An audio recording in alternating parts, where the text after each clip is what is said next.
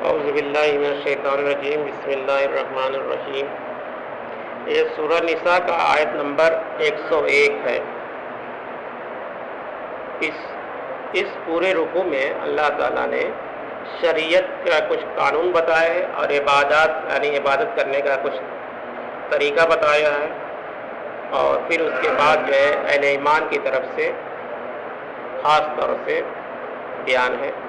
آیت نمبر 101، وَإِذَا ضَرَبْتُمْ فِي الْأَرْضِ فَلَيْسَ عَلَيْكُمْ جُنَاحٌ أَن تَقْصُرُوا مِنَ الصَّلَاةِ، اور اے مسلمانوں، جب تم زمین میں سفر کرو تو تم پر گناہ نہیں اگر تم نماز کو کچھ کم کر لیا کرو۔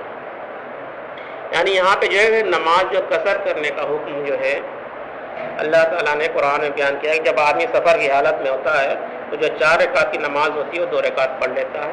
یہ اللہ تعالیٰ کی طرف سے چھوٹ ہے، صدقہ ہے، اور اس کو قبول کرنا چاہیے انسانوں کو۔ اگر ہم سفر میں ہیں تو ظہر کی 2 رکعت پڑھ لیں، عصر کی 2 رکعت پڑھ لیں، عشاء کی 2 رکعت پڑھ لیں، اور مغرب اور فجر میں کوئی چھوٹ نہیں ہے، اور 1 رکعت اور وتر واجب ہے اس کو بھی پڑھ لیں۔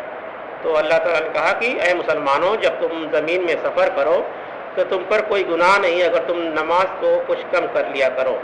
ان خفتم ان یفتنکم الذین کفروا، اگر تمہیں اندیشہ ہو کہ کافر تمہیں نقصان پہنچائیں گے۔ ان الکافرین کانوا لکم عدو مبینا، یقیناً یہ کافر تمہارے کھلے دشمن ہیں۔ یہ تو حالت سفر میں قصر صلاۃ کا حکم ہے، لیکن جنگ کی حالت میں قصر یعنی صلاۃ الخوف کا طریقہ اگلی آیت میں آئے گا۔ حالت جنگ میں جب پورا لشکر کا ایک ساتھ نماز پڑھنا ممکن نہ رہے تو گروپ کی شکل میں نماز ادا کرنے کی اجازت ہے، لیکن ایسی صورت میں جب حضور صلی اللہ علیہ وسلم خود بھی لشکر میں موجود ہوتے تو کوئی ایک گروہ ہی آپ صلی اللہ علیہ وسلم کے ساتھ نماز پڑھ سکتا تھا، جبکہ دوسرے گروہ کے لوگوں کے لیے لازماً محرومی کا احساس ہوتا۔ لہذا اس مسئلے کو حل کے لیے صلاۃ الخوف ادا کرنے کی بہت عمدہ تدبیر بتائی گئی ہے۔ ایک تو عام حکم ہے نماز کا قصر کرنے کا، اب ایک جو ہے جنگ کی حالت میں نماز پڑھنے کا جو حکم ہے، وَإِذَا كُنْتَ فِيهِمْ فَأَقَمْتَ لَهُمُ الصَّلَاةَ، اور اے نبی صلی اللہ علیہ وسلم جب آپ صلی اللہ علیہ وسلم ان کے درمیان موجود ہوں اور حالت جنگ میں انہیں نماز پڑھانے کھڑے ہوں، فَلَتْقُمْ طَائِفَةٌ مِّنْهُمْ مَعَكَ وَلْيَأْخُذُوا أَسْلِحَتَهُمْ، تو ان میں سے ایک گروہ کو کھڑے ہونا چاہیے آپ صلی اللہ علیہ وسلم کے ساتھ اور وہ اپنا اسلحہ لیے ہوں۔ فَإِذَا سَجَدُوا فَلْيَكُونُوا مِنْ وَرَائِكُمْ، پھر جب وہ سجدہ کر چکے تو تمہارے پیچھے ہو جائیں۔ وَلْتَأْتِ طَائِفَةٌ أُخْرَى لَمْ يُصَلُّوا فَلْيُصَلُّوا مَعَكَ، اور آئے دوسرا گروہ جنہوں نے ابھی نماز نہیں پڑھی ہے اور وہ آپ صلی اللہ علیہ وسلم کے ساتھ نماز پڑھیں۔ یہ جو صلاۃ الخوف کے بارے میں حکم ہے، اس میں حدیث بھی آتی ہے۔ اس کی جو عملی صورت یہ ہے کہ حضور صلی اللہ علیہ وسلم نے 1 رکعت نماز پڑھا دی، اس کے بعد آپ صلی اللہ علیہ وسلم بیٹھے رہے، دوسری رکعت کے لیے کھڑے نہیں ہوئے۔ جب مقتدیوں نے دوسری رکعت خود ادا کر لی اور 2 رکعتیں پوری کر کے وہ محاذ پر واپس چلے گئے تو دوسرے گروہ کے لوگ جو اب تک نماز میں شریک نہیں ہوئے تھے، نماز کے لیے حضور صلی اللہ علیہ وسلم کے پیچھے آ کر کھڑے ہو گئے۔ اب حضور صلی اللہ علیہ وسلم نے دوسری رکعت اس گروہ کے لوگوں کی موجودگی میں پڑھائی، اس کے بعد حضور صلی اللہ علیہ وسلم نے سلام پھیر دیا، لیکن مقتدیوں نے اپنی دوسری رکعت الگ الگ طور پر ادا کر لی۔ اس طریقے سے لشکر میں سے کوئی شخص بھی حضور صلی اللہ علیہ وسلم کی امامت کے شرف اور سعادت سے محروم نہ رہا۔ تو یہ سب لوگ حضور صلی اللہ علیہ وسلم کی نماز پڑھنے کا طریقہ صلاۃ الخوف، جب آپ صلی اللہ علیہ وسلم اس جنگ میں موجود رہتے تو اس طرح سے لوگ نماز پڑھتے۔ وَلْيَأْخُذُوا حِذْرَهُمْ وَأَسْلِحَتَهُمْ، اور ان کو بھی چاہیے کہ وہ اپنی حفاظت کا سامان اور اپنے اسلحے اپنے ساتھ رکھیں۔ وَدَّ الَّذِينَ كَفَرُوا لَوْ تَغْفُلُونَ أَسْلِحَتَكُمْ أَوْ أَمْتِعَتَكُمْ فَيَمِيلُونَ عَلَيْكُمْ مَيْلَةً وَاحِدَةً، یہ کافر لوگ تو اسی طاق میں رہتے ہیں کہ تم جیسے ہی اپنے اسلحہ اور ساز و سامان سے ذرا غافل ہو وہ تم پر ایک دم ٹوٹ پڑے۔ وَلَا جُنَاحَ عَلَيْكُمْ إِنْ كَانَ بِكُمْ عَزِيمٌ مِّن مَطَرٍ وَكُنْتُمْ مَرْضَىٰ أَن تَضَعُوا أَسْلِحَتَكُمْ، اور تم پر کوئی گناہ نہیں اگر تم تمہیں کوئی تکلیف ہو بارش کی وجہ سے یا تم بیمار ہو جاؤ تو ایسی صورتوں میں تم اپنا اسلحہ اتار کر رکھ دو. وخذوا حذرکم، البتہ اپنا بچاؤ ضرور کر لیا کرو. اگر تلوار نیزہ وغیرہ جسم سے بدھے ہوں اور اس حالت میں نماز پڑھنا مشکل ہو تو یہ اسلحہ وغیرہ کھول کر علیحدہ رکھ دینے میں کوئی حرج نہیں، بشرطے کہ جنگ کی حالت میں اجازت دیتے ہوں، لیکن ڈھال وغیرہ اپنے پاس ضرور موجود رہے تاکہ اچانک کوئی حملہ ہو تو انسان اپنے آپ کو اس فوری حملے سے بچا سکے اور اختیار سنبھال سکے. ان اللہ کان اعد للکافرین عذابا مہینا، یقیناً اللہ نے کافروں کے لیے بہت ذلت آمیز عذاب تیار کر رکھا ہے. یعنی جنگ کی حالت میں بھی آپ دیکھ رہے ہیں کہ اللہ تعالیٰ نے حکم دیا ہے کہ نماز آپ چھوڑ نہیں سکتے. اس کا طریقہ بھی بتا دیا کس طرح سے آپ نماز پڑھتے. نماز کی یہ اہمیت ہے، اس پہ غور کرنا چاہیے ہم مسلمانوں کو کہ نماز کسی بھی حالت میں معاف نہیں ہے سوائے مجنون، یعنی جس کا دماغ پاگل ہو گیا ہو، پاگل اسی کو بس معاف ہے اور کسی انسان کے اوپر معاف نہیں ہے. اور عورتوں کے کچھ معاملے میں، حیض کے معاملے میں کچھ معاف ہے. فَإِذَا قَضِيَتُمُ الصَّلَاةَ، اور پھر جب تم اس طریقے سے نماز ادا کر لو، فَاذْكُرُوا اللَّهَ قِيَامًا وَقُعُودًا وَعَلَىٰ جُنُوبِكُمْ، تو پھر ذکر کرو اللہ کا کھڑے ہوئے، بیٹھے ہوئے اور لیٹے ہوئے، چلتے پھرتے، اٹھتے بیٹھتے، سواری پیدل پر چلتے ہوئے، ہر حالت میں اللہ کا ذکر جاری رہنا چاہیے. یہ ذکر کثیر صرف نماز کے ساتھ مخصوص نہیں ہے بلکہ ہر وقت ہر حالت میں اس کا اہتمام رہنا چاہیے. جیسے سورہ جمعہ میں حکم دیا گیا کہ فَإِذَا قُضِيَتِ الصَّلَاةُ فَانتَشِرُوا فِي الْأَرْضِ وَابْتَغُوا مِنْ فَضْلِ اللَّهِ وَاذْكُرُوا اللَّهَ كَثِيرًا لَعَلَّكُمْ تُفْلِحُونَ. یہ سورہ جمعہ کی آیت نمبر 10 ہے. پھر جب نماز پوری ہو جائے تو زمین میں پھیل جاؤ اور اللہ کا فضل تلاش کرو اور اللہ کو کثرت سے یاد کرو تاکہ تم فلاح پا جاؤ. چنانچہ نماز کے بعد بھی اور کاروباری زندگی کی مصروفیات کے دوران بھی ذکر کثیر جاری رکھو اور ہر حال میں اللہ کو یاد کرتے رہو اور اس کے ذکر میں مشغول رہو. دعائیں پڑھنا، مسنا، اہتمام کرنا، اپنی زبانوں، ذہنوں اور دلوں کو اس کے ذکر سے تر و تازہ رکھو.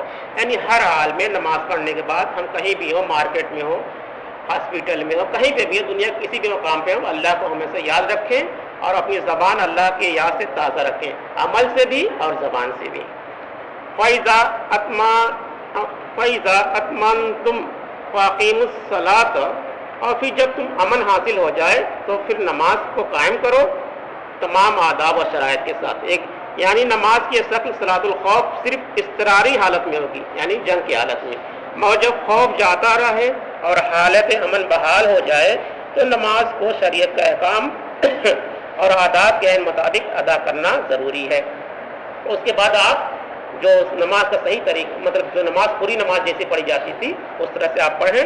ان الصلاۃ کانت علی المؤمنین کتابا موقوتا، یقیناً نماز اہل ایمان پر فرض کی گئی ہے وقت کے پابندی کے ساتھ. یعنی نماز کی فرضیت باقاعدہ اس کی اوقات کے ساتھ ہے. یعنی جو نماز کا وقت آپ کے محلے کی مسجد میں ہو اس کے حساب سے آپ نماز پڑھیں، یہ نہیں کہ لیٹ لطیف کر کے نماز نہیں پڑھنا چاہیے. نماز کے اوقات کے ضمن میں ایک حدیث ہے، تفصیل مذکورہ ہے کہ حضرت جبریل علیہ السلام نے 2 دن رسول اللہ صلی اللہ علیہ وسلم کو نماز پڑھائی. ایک دن 5 نمازیں اول وقت میں جبکہ دوسری نمازیں آخر وقت میں پڑھائیں اور بتایا کہ نمازوں کے اوقات ان حدود کے مابین ہیں. یعنی آپ شروعاتی دور پڑھایا اور آخر میں، ان بیچ میں آپ کبھی بھی نماز پڑھ سکتے ہیں.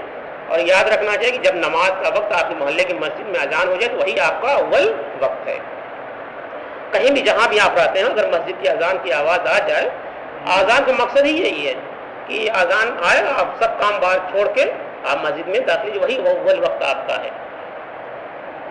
وَلَا تَهِنُوا فِي ابْتِغَاءِ الْقَوْمِ، اور اس دشمن کو گروہ کو پیچھا کرنے میں کمزوری نہ دکھاؤ. حق و باطل کی جنگ اور فیصلہ کن مرحلے میں داخل ہو رہی ہے. اس آخری مرحلے میں آ کر تھک نہ جانا اور دشمن کا پیچھا کرنے میں سست مت پڑ جانا اور ہمت نہ ہار دینا. ان تکونوا تعلمون فانهم يعلمون كما تعلمون، اگر تمہیں تکلیف پہنچتی ہے تو تمہاری طرح انہیں بھی تکلیف پہنچتی ہے.